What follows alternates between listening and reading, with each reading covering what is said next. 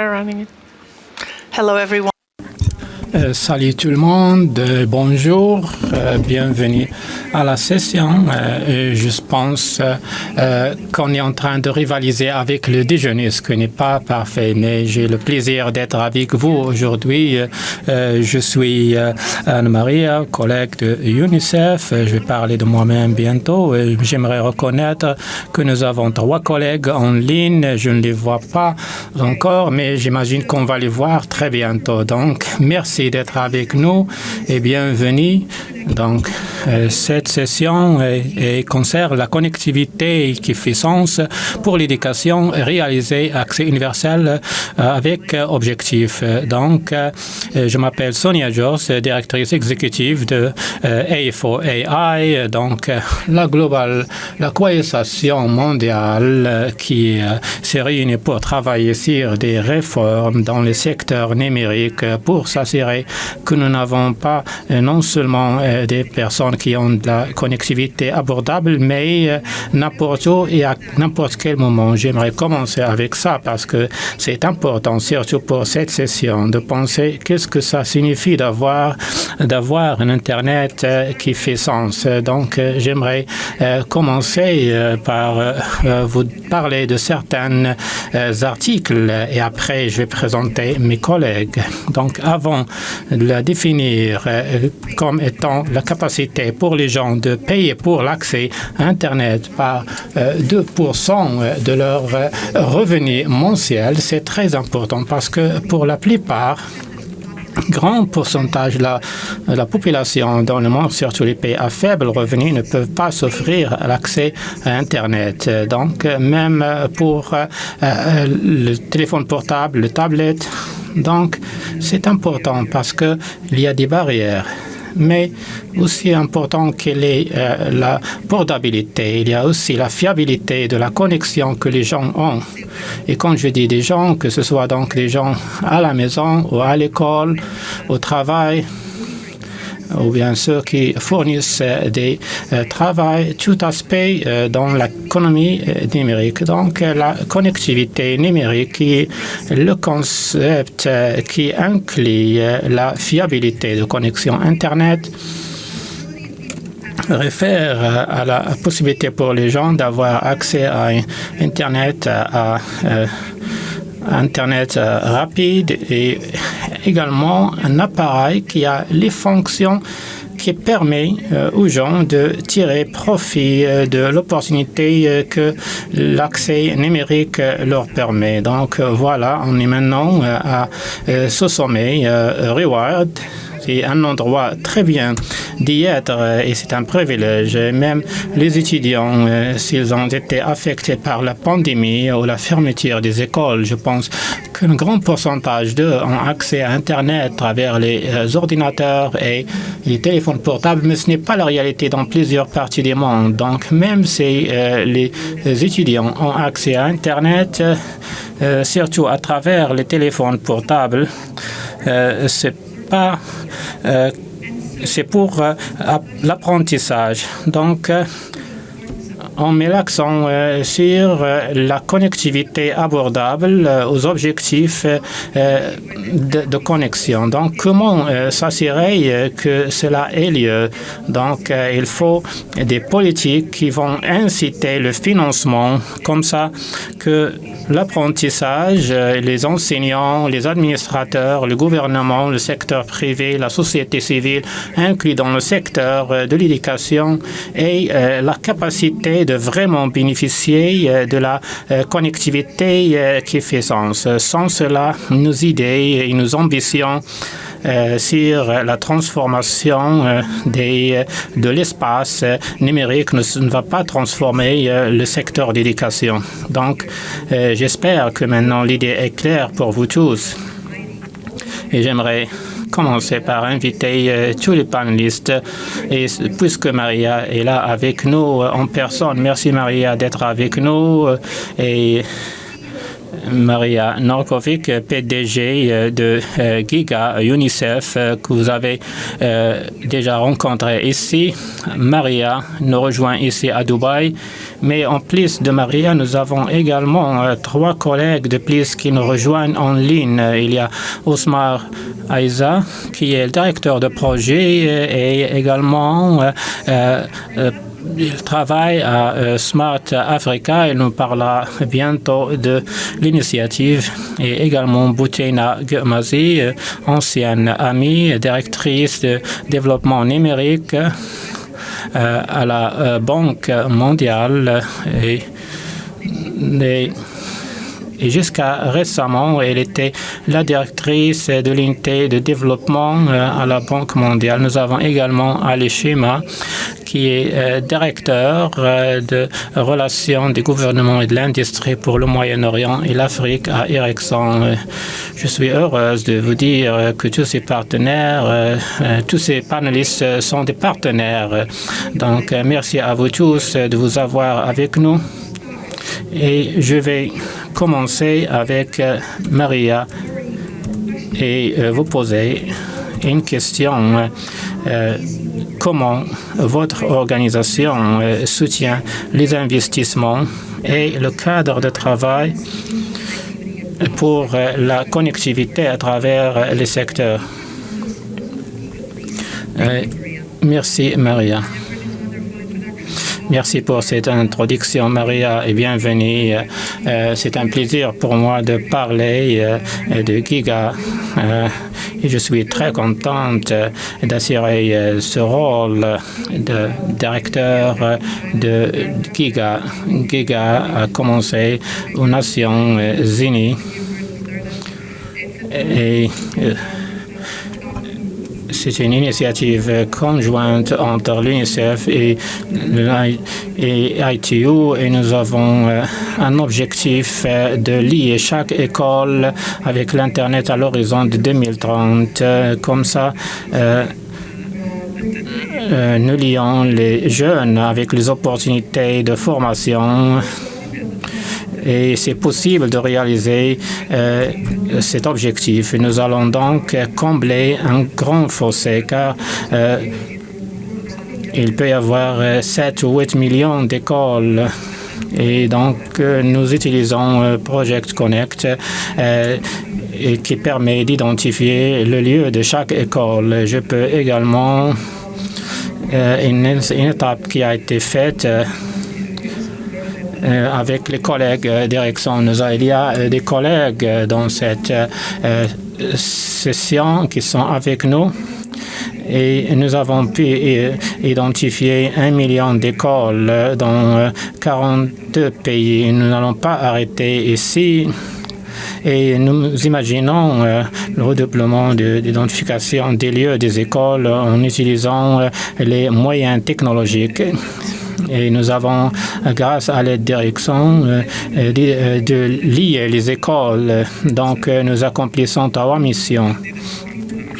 Identifier le lieu géographique et la liaison et le partenariat. Nous avons lié des partenariats avec 3000 écoles et 7000 ont bénéficié. Nous travaillons avec le gouvernement afin de trouver le meilleur portefeuille de financement pour créer la connexion pour toutes les écoles à travers le monde. Donc, cette initiative, nous sommes actifs sur les réseaux sociaux. Je vous invite à nous suivre et je suis sûr que l'audience pense comme moi, quel est le nombre de pays dans lesquels vous travaillez. Pour le moment, l'initiative a été annoncée et nous travaillons avec 19 pays et nous avons beaucoup d'intérêt aussi d'autres pays. Ça commence avec un engagement des chefs de gouvernement et chefs d'État. Il doit y avoir un intérêt d'investissement pour la connectivité, surtout en ce qui concerne les réformes des politiques et aussi un engagement pour corriger les données. Et je peux vous dire quelle est l'importance des données. Merci beaucoup et j'espère que vous pouvez écouter nos collègues. Maintenant, je vais demander à Boutseina Gomassi de commencer. Je pense que vous êtes avec nous et on peut vous écouter. Et vous pouvez partager avec nous ce que votre équipe fait. En tant que directeur d'intégration pour le Moyen-Orient et l'Afrique du Nord. Et j'aimerais que vous nous parliez de l'accès, la connectivité à Internet, parce que nous vivons encore dans la pandémie et nous avons vu qu'il y a beaucoup de connectivités qui ne sont pas efficaces. Nous parlons de 2G ou 3G.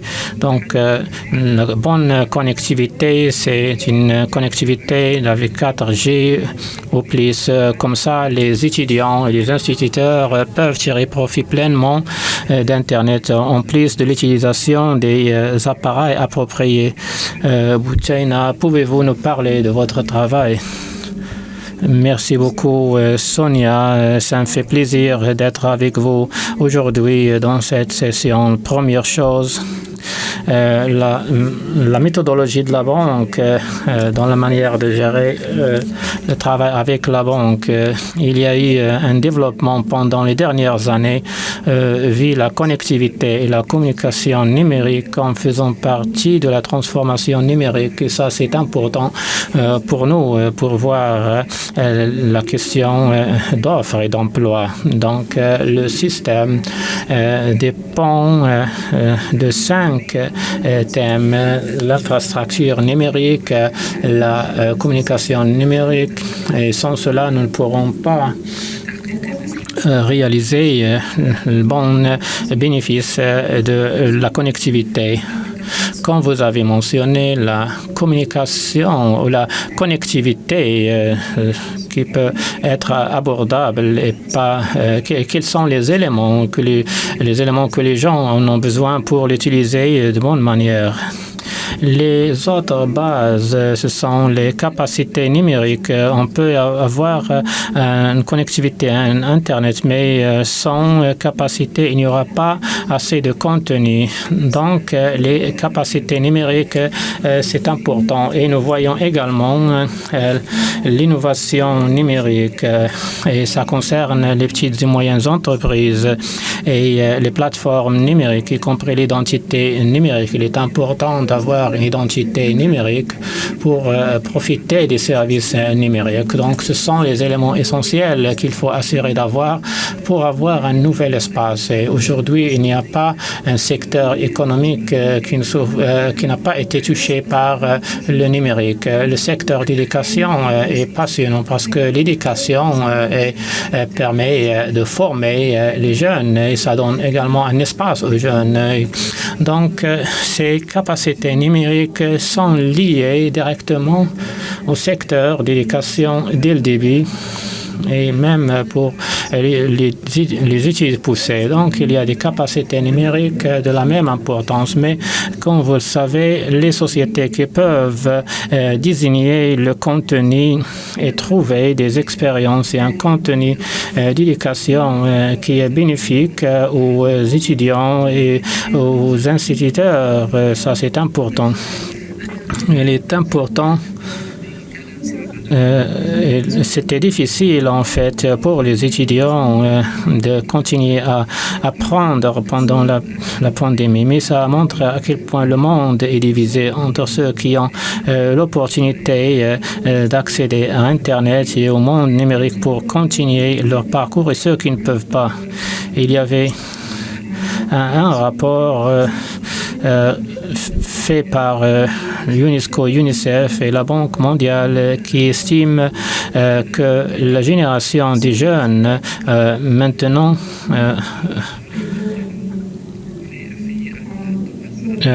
dans les pays à faible revenu. Donc, les étudiants qui vivent en un manque d'éducation, donc c'est déjà élevé. Dans les pays à faible revenu, c'était 53% avant la pandémie. Et vu la clôture des écoles et l'inefficacité de l'éducation à distance, si nous n'avons pas les capacités numériques pour les étudiants et les parents pour faire face avec la nouvelle situation normale. Donc, je pense que cela va au-delà de la connectivité des écoles, mais aussi la connectivité d'Internet à la maison. Donc, dans plusieurs parties du monde, ce n'est pas disponible, ce n'est pas abordable. Et comme vous avez mentionné, Sonia, la capacité des étudiants et des parents d'avoir accès à des appareils qui, selon votre recherche, les chiffres font peur. Et donc, ils doivent se connecter à Internet. Et ça, c'est important pour le secteur d'éducation. Merci, Buthaina. On va revenir à cela bientôt. J'aimerais partager bientôt et avec le leadership de Buthaina. Nous travaillons sur un rapport qui estime les besoins d'investissement pour l'Afrique, tout le continent de l'Afrique. Et lorsque on a fait ça, il était clair pour nous, on n'a pas pensé à l'investissement en infrastructure sans penser en même temps aux besoins d'investissement pour les capacités numériques. Ce que Buthaina a mentionné, quand on pense aux capacités, il faut penser au-delà des écoles, les capacités non seulement pour l'école élémentaire ou secondaire, mais également pour les capacités pour la main-d'œuvre. La Banque mondiale s'est engagée à ce projet de l'infrastructure numérique, 25 milliards d'investissements, parce que ce que nous avons estimé, c'est que ça va prendre 100 milliards de dollars pour amener le continent africain au niveau de connectivité qui fait sens à l'horizon 2030. Donc, même avec ça, et vu ce qu'on a entendu dire des collègues, Ali Shima travaille avec Ericsson et dirige le travail au Moyen-Orient. Comme j'ai mentionné avant, j'aimerais vous poser la même question, mais peut-être de vous concentrer comment Ericsson est une société d'infrastructure, mais également une société qui investit dans le système d'éducation pour soutenir le programme d'éducation. Comment investissez-vous d'une manière qui garantit la connectivité qui fait sens? Comment le faites pour toucher les institutions?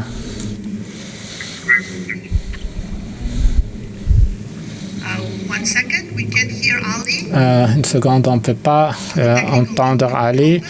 L'équipe technique, pouvez-vous nous aider? Est-ce que vous m'entendez maintenant? Merci beaucoup pour cette opportunité de venir et parler à cet événement. Toute discussion qu'on peut avoir à cette étape, ça c'est l'une des trois grandes dans le monde et ça démontre à quoi ça va ressembler au futur et ça indique lorsqu'on parle de ce qu'on fait exactement. Quand il s'agit du point de vue d'Ericsson, nous pensons qu'il est important de travailler ensemble en ce qui concerne la création d'un impact à long terme. C'est pourquoi nous voyons nos partenaires et les parties prenantes et nous essayons de travailler ensemble avec eux. Comme ça, on peut créer quelque chose à court ou à long terme, mais de créer un impact durable. Et c'est la raison pour laquelle nous sommes fiers de faire partie de GIGA. C'est un exploit, le premier million d'écoles pour nous assurer qu'il n'y a pas aucune école qui est restée derrière. Toutes les capacités numériques qu'on peut fournir sont fournies. Donc, c'est le genre d'impact qu'on peut créer lorsque des organisations telles que UNICEF et Ericsson qui ont les aspects technologiques et en partenariat avec les parties prenantes locales, on peut créer un impact. Cela dit, il y a un autre élément qui est très clair, c'est que la connectivité, sans la bonne qualité de connectivité, ça va être un défi pour avoir une bonne valeur. Quand on parle de valeur pour la connectivité, il y a un rapport excellent qui a été publié par l'économiste au début de l'année qui a parlé. Le rapport s'appelait Connecter les apprentis et l'impact socio-économique lorsqu'on connecte les apprentis. L'un des points des rapports et de résultats, c'est que 10%, une augmentation de 10% dans la connectivité des écoles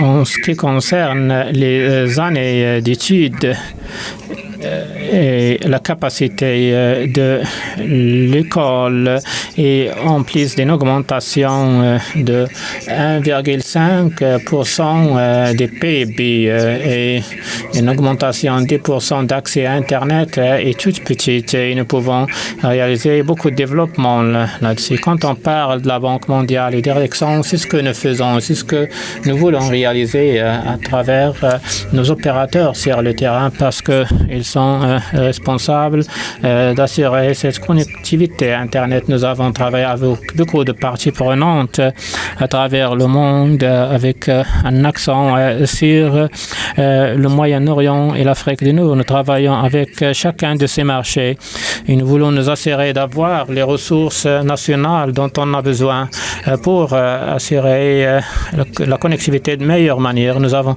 également connectivité pour travailler avec les opérateurs et le ministère d'éducation afin d'améliorer la connectivité et de réaliser l'accès à Internet. Et comme ça, les écoles et les instituts d'éducation puissent le faire. Ces projets ne sont pas faits à court terme, mais au cours de 2 ou 3 années, pour que nous puissions mesurer le progrès réalisé par les étudiants à travers les années. Et quand on fait des discussions, il est important de voir que les résultats sont toujours au-delà des attentes. Et là, j'aimerais partager beaucoup plus de choses, mais j'aimerais vous donner la parole, car j'aimerais écouter mes collègues. Merci, c'était excellent. Je pense que vous avez partagé avec nous des choses qui sont importantes et le pilier pour passer à Ousmane, c'est le progrès réalisé et nous devons mesurer le progrès. Il y a des initiatives individuelles qui ont un impact continu. L'autre chose, c'est le partenariat. On a entendu beaucoup parler de partenariat de certains de vous pendant ce sommet cette semaine et c'est ce que Ousmane fait à Smart Africa. Ousmane, Smart Africa, c'est un partenariat africain. Ousmane, pouvez-vous nous parler de Smart Africa?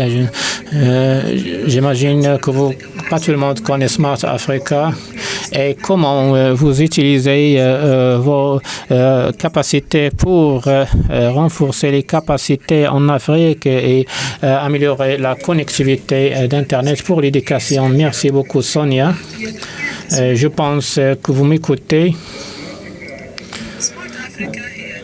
Smart Africa est une alliance de 32 pays d'Afrique et d'institutions internationales. C'est un partenariat entre les secteurs privés et publics qui travaille pour améliorer l'éducation en Afrique. Cette alliance dépend d'un commitment, d'un engagement des chefs d'État africains comme des initiatives socio-économiques et elle vise à transformer l'Afrique à une société qui utilise les connaissances. Smart Africa donc a lancé beaucoup d'initiatives qui sont appliquées dans l'infrastructure numérique afin de réaliser des objectifs stratégiques. En ce qui concerne le sujet de connectivité à Internet, nous visons de donner d'autres opportunités d'éducation numérique. Et il faut dire que Smart Africa a ratifié la Convention internationale d'éducation de l'UNICEF et nous allons continuer de travailler avec ITU et l'UNICEF au niveau local et national avec un soutien de la bonne application de Giga, et surtout dans les pays membres de Smart Africa qui appliquent Giga pour le moment. Smart Africa est également fait partie de la Convention internationale de l'UNESCO et nous travaillons ensemble pour lancer un traité pour reformuler l'initiative d'éducation dans le monde.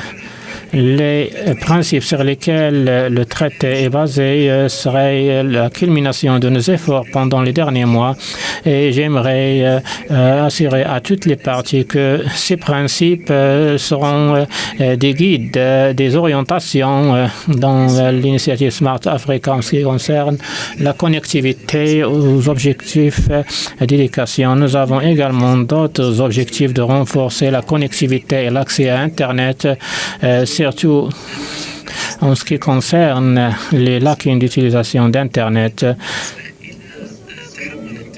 et également d'assurer les coûts.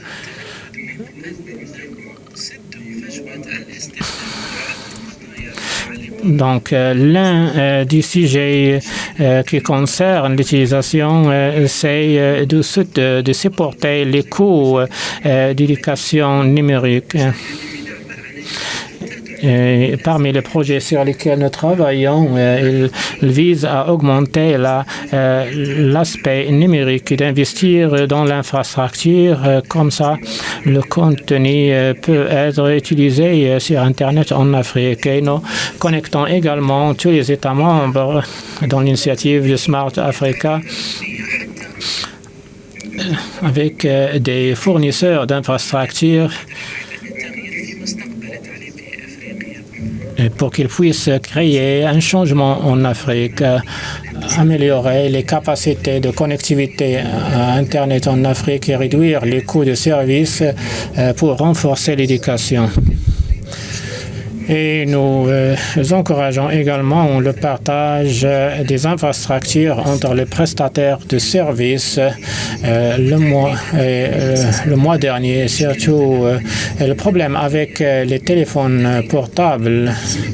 Nous avons conçu plusieurs initiatives avec nos partenaires pour nous assurer d'avoir des téléphones portables à des prix abordables. Le problème de la sécurité électronique, nous avons lancé des initiatives. Merci beaucoup et j'aimerais participer avec vous dans les discussions. J'espère que le gouvernement, les représentants de Smart Africa vont adopter toutes ces initiatives pour les mettre en œuvre. Je sais qu'il y a beaucoup de bonnes idées, il y a beaucoup d'orientations, mais ça prend beaucoup pour voir le travail. Donc, il faut essayer de travailler sur l'exécution. Ça fait du bien de voir beaucoup de choses sur Giga. C'est très intéressant de voir ça. Pas seulement tout le monde a rejoint l'initiative, mais j'aimerais vous demander c'est quoi ça ressemblait et on va revenir aux autres après. Donc, on va essayer de résumer. Donc, en ce qui concerne la connectivité des écoles, l'un des points intéressants, c'était le développement d'outils de contrôle en temps réel. Ça veut dire que les écoles qui sont connectées à travers des applications peuvent contrôler la vitesse de connectivité. Donc, il y a beaucoup d'aspects de responsabilité là pour les prestataires de services et les écoles tout au long des journées. Donc, parce que parfois, il peut y avoir de mauvaise qualité. Par exemple, au Brésil, il y aura des problèmes de connectivité 2 fois par jour. Donc, ce sera un aspect parce qu'il n'y a pas de façon pour avoir beaucoup plus de fonds et on peut voir si les services ont été livrés ou pas et on peut également travailler avec Smart Contract. Un autre point que je voudrais mentionner, c'est notre travail au Rwanda où nous avons une collaboration excellente avec le ministère de l'Éducation à travers notre concentration sur les données, sur la cartographie des écoles, sur nos objectifs de réaliser des objectifs quantifiés. Et nous avons 55% de réduction par les coûts des prix parce que nous sommes en train de structurer l'approvisionnement de cette façon-ci et nous avons 4 fois de plus une meilleure vitesse de connexion. En Ouzbékistan, nous avons testé de nouveaux modèles d'entreprise ou d'affaires où il y a un taux de connectivité dans les écoles et nous sommes en train de tester un modèle où l'école est capable d'étendre sa connexion à la communauté. Nous voyons qu'il y a des bénéfices, des avantages à cela parce qu'il rend la connexion beaucoup plus durable. Et il y a plusieurs modèles non seulement de réaliser la connectivité, mais aussi avoir de meilleurs prix, une meilleure vitesse et réaliser des niveaux non présents de responsabilité pour ces services. C'est bien, donc des comptes, un bon contrôle et donc avoir une meilleure opportunité pour les élèves d'avoir de meilleures connexions et bien sûr essayer d'explorer certaines des capacités du système, des questions qui tournent autour du financement et des investissements.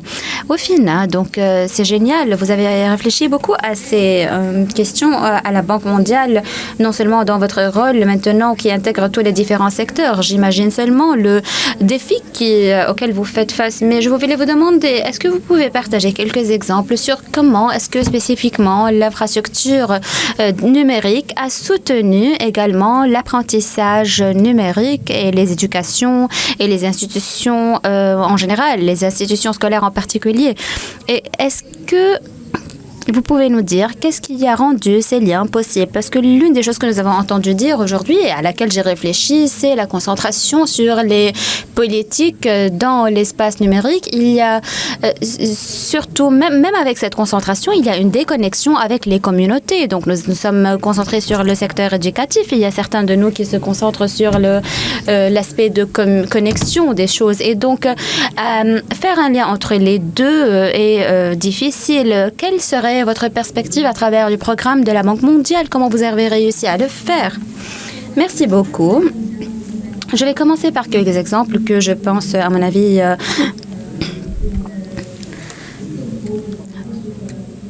était intéressant et inclut les parties prenantes dans le numérique et dans l'éducation qui a permis à ces deux parties de travailler et de collaborer ensemble. C'est un exemple d'un projet que nous avons réalisé en Turquie. C'est un grand projet, l'un des plus grands projets sur l'éducation numérique.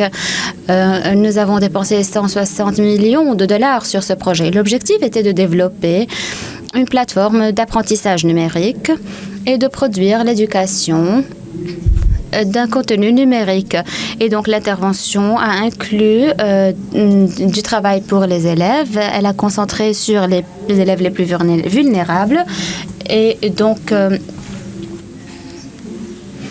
ceux qui sont en train de recevoir leur apprentissage dans les écoles publiques. Aussi, l'utilisation hebdomadaire de l'apprentissage numérique s'est élevée à 12 millions d'élèves. Et donc, nous pouvions donner des formations numériques à 900 000 enseignants. Et donc, finalement, nous avons eu des millions d'élèves qui ont été capables d'utiliser les plateformes de TIC ainsi que les classes virtuelles. Et donc, EdTech, l'innovation EdTech est quelque chose que nous sommes en train de travailler dans le cadre de ce programme et c'est un bon exemple que tous les pays sont en train de suivre l'idée et de tester l'importance du matériel et de développer le matériel et les outils numériques qui sont spéciaux et donc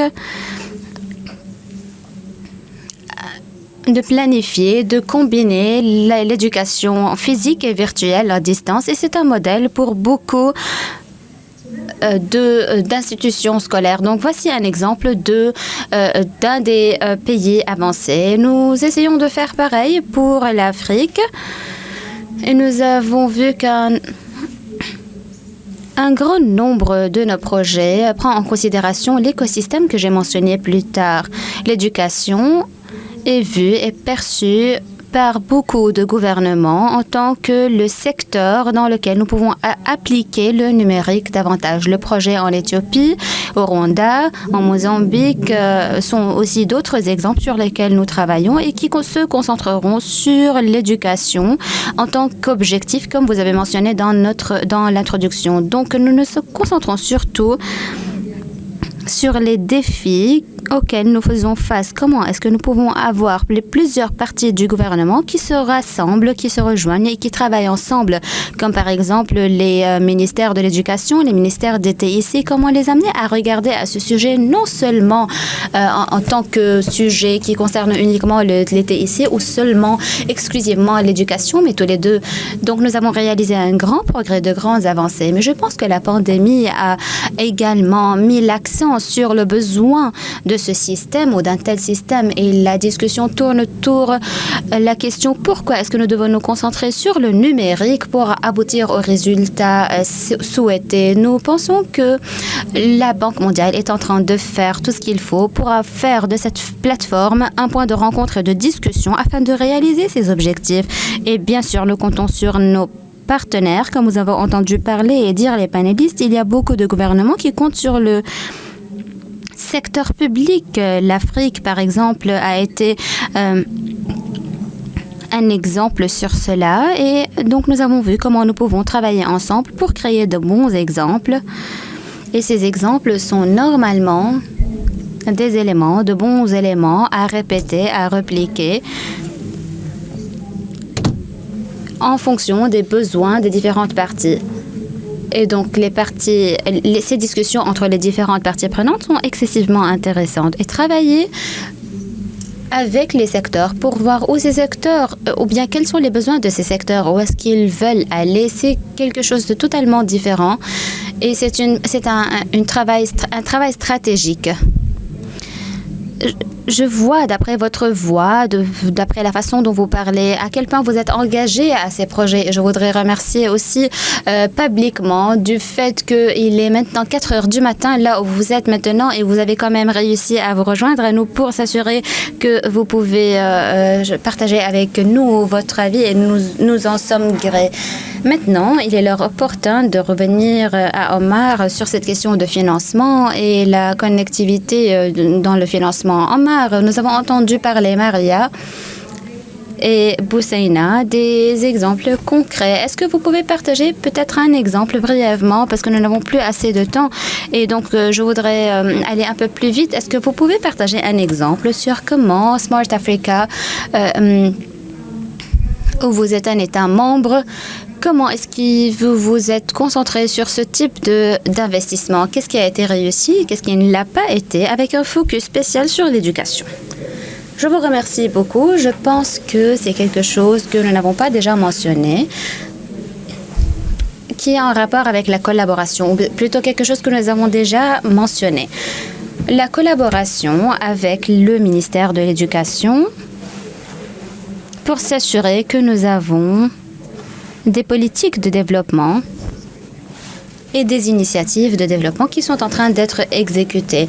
Si nous prenons par exemple un État membre de l'Afrique comme le Ghana, vous allez remarquer que le ministère de la numérisation travaille avec le ministère de l'Éducation, avec le fonds et avec d'autres parties prenantes. Les opérateurs, comme vous avez mentionné, nous avons besoin de faire venir à bord également le secteur privé. Et ensemble, pendant cette collaboration, s'il y a quelques coûts qu'ils soient, vous allez voir que ça sera partagé par les parties prenantes et comme ça, nous allons pouvoir durer tous ensemble. Le défi principal était notre capacité à travailler ensemble.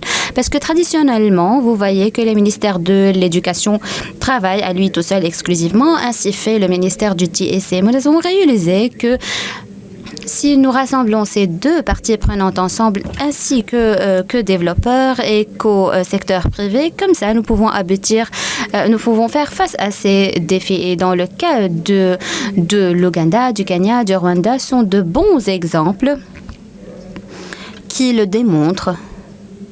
Je vous remercie. Merci beaucoup, Osman. Et je vous demande à tous dans le public, si vous avez envie de savoir plus sur ces pays et sur leur travail dans ces domaines, je vous invite à aller écouter, à aller voir les informations en ligne. Il y a pas mal de rapports qui ont été lancés et mentionnés ici pendant cette semaine. Allez. Finalement, est-ce que vous pouvez nous dire davantage sur comment certains projets soutenus par Ericsson, et nous remercions Laura qui est en charge de l'éducation, du volet d'éducation du programme. Et je voulais poser la question, est-ce que vous pouvez nous mentionner un ou deux projets soutenus par Ericsson ou bien qui sont développés par Ericsson dans le domaine de l'apprentissage numérique? Je vous remercie beaucoup. Je pense que je pense qu'elle va intervenir dans le prochain panel et je vous invite à l'écouter tous parce qu'elle a beaucoup de nouvelles à vous présenter. Nous essayons de développer de façon continue des projets. Nous avons eu un projet qui peut être durable. Ericsson Educate, qui a pour but d'ajouter des compétences et un contenu éducatif. Nous sommes en train de fournir aux parties prenantes, au gouvernement, ainsi qu'aux autres partenaires des informations là-dessus. Bien sûr, nous sommes des partenaires de Smart Africa aussi. Nous essayons de voir comment nous pouvons contribuer dans ce programme. L'intention ici est... Nous avons déjà donc parlé de la connectivité et la façon de travailler avec les opérateurs dans différents pays pour créer une activité par un paradigme à travers plusieurs années. TIGA est un autre exemple, mais il y a aussi un autre aspect qu'il faudrait comprendre, c'est que chacun de ces projets et de façon extraordinaire est en train de réaliser ou bien est en train de nous rendre vraiment très satisfaits lorsque nous regardons l'impact qu'il crée, surtout avec les femmes avec lesquelles nous travaillons. Donc, c'est quelque chose que nous avons appliqué dans plusieurs pays et je pense que l'échelle est exponentielle. Et l'impact s'élargit de la même façon à travers tout le continent et aussi, on l'espère, à travers tout le monde. Il y a un dilemme là, je voudrais vous laisser avec cette idée. La partie la plus importante à comprendre, c'est que il faut faire attention à la qualité de la connexion, mais ceci n'est pas l'objectif final. Même si nous parlons d'une connectivité basique, une connexion basique, nous pouvons avoir, par exemple, quelques mégabytes de connexion dans une école qui en avait nul, mais c'est important, mais la valeur que nous pouvons générer à partir de cela peut être réduite. Donc, nous devons nous assurer que l'objectif final n'est pas limité à certaines ambitions. Au fait, nous travaillons nos investissements pour s'assurer de la durabilité de la numérisation et donc que le projet peut être réalisé sur la durée avec des partenaires, avec les collaborations, vous en avez parlé, et les partenariats doivent être entre le public et le privé ensemble. Et nous voulons tous réaliser les mêmes choses parce qu'il s'agit de notre futur à tous. Et c'est le même futur que nous partagerons ensemble. Donc, nous sommes enthousiastes de travailler ensemble. Et je vous remercie beaucoup de l'opportunité que vous m'avez donnée de m'exprimer ici. Merci beaucoup. J'aimerais dire que nous avons tous un intérêt à connecter l'humanité. Et nous ne le faisons pas seulement juste pour comme objectif ultime, mais nous le faisons parce que nous voyons le potentiel et les bénéfices et les avantages pour tous. Et je pense que ce que nous allons voir dans une heure avec le lancement de la déclaration Rewired sur la connectivité pour l'éducation, et là je vous invite tous à rejoindre la séance plénière dans une heure pour voir ce lancement. C'est un bon exemple de la collaboration, du partenariat, tous sur ce panel et tous les autres. Nous allons se rassembler ensemble pour regarder cette question, pour se concentrer sur l'action de transformer cela en une réalité. Malheureusement, nous n'avons plus le temps pour une dernière question. Moi, je voudrais simplement dire finalement que j'ai beaucoup d'espoir en ce sommet et je pense que Rewired m'a donné un nouvel espoir concernant la connectivité et l'accès universel aussi à l'éducation et aussi l'objectif et la signification pour la connectivité, pour l'éducation, et j'espère que vous partagez ce sentiment avec moi. Je voudrais également remercier mes panélistes qui sont très gentils, qui ont bien voulu nous rejoindre et qui ont partagé beaucoup de leurs connaissances, leur expérience et les exemples, leurs idées. Je vous remercie beaucoup, je vous apprécie beaucoup, j'apprécie votre présence et moi je suis particulièrement, j'apprécie particulièrement Madame Boussaïna qui nous a rejoints à l'aube. Je vous remercie à vous tous et je vous souhaite d'apprécier les sessions prochaines. Rejoignez-nous dans une heure dans la salle principale.